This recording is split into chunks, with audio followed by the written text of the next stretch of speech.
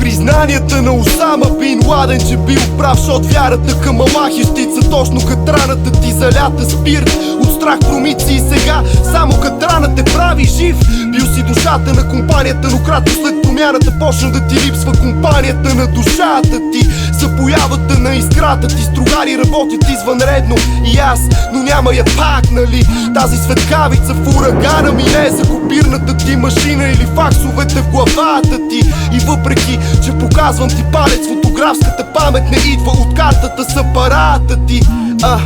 Но откакто се свят върти, оракули предсказвали в писанията си съдбата си. Само за знанията глад мори, сега кажи, че повлиян не си. Как кът караш пиян, бе, виж? Ако си дяволит, дяволслик на някой скрит, в момента изтръпваш от разпятията на откраднат стил. По кой ли плюя? Това не е някакъв филм, а разговор между баща и син за авторските права. Амин.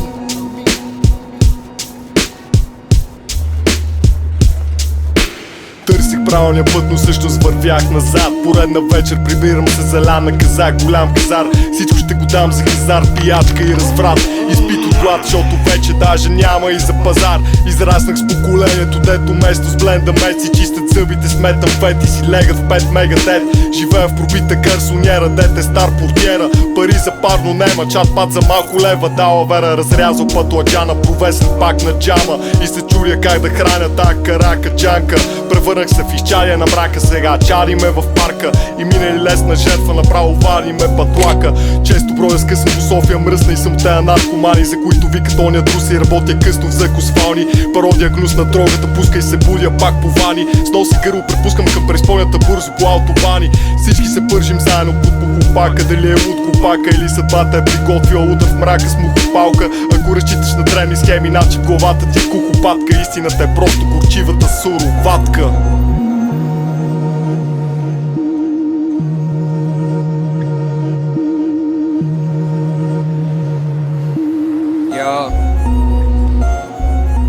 Втренчен в пълнолунието ярко, та вечер вият сирени. На еволюция аз допреди малко на някой врата. Дай портфел скъпа някой, в началото беше года двигател. Сега съм неблагожелателния застраховател в града. Неблагоприятна ароматна кръв в устата. Основател с последователи, незадоволима жажда да съм пръв в играта. Старта без дребни шашми от квартала с бригада. Оцелявам, шом дори фана в крашка ситуацията от екрана. Като сянка подминава, сега в сянка се подвизавам, порицаван от булшинствата. Целият свят е в булши, цапам проницата от сърце зани до сърце раздиране и сякаш съм гадател. Знах си бъдещето, зад решетки или в канавка. Без привилегии светът е възпитател. Разочаровани съм и възпрепятствам, щом плащам грешки, като знам, че си търся мястото. Всеки избира път, но явно не съм достатъчно силен да се откъсна от справедливостта. Винаги тя ме поглъща обратно.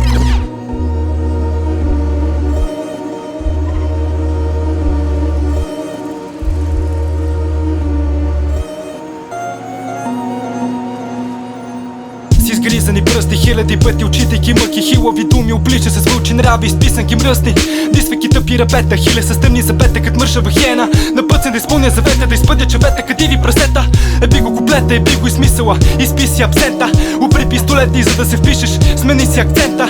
Да ти си хопенци, братленци, играта вече те погуща. Стъпка по стъпка, след като дръпне спусъка, дори не повръща. Променен като мен, може би, за да може да оцелееш. Но кажи ми, Педро, не е ли чужда кожата, в която живееш?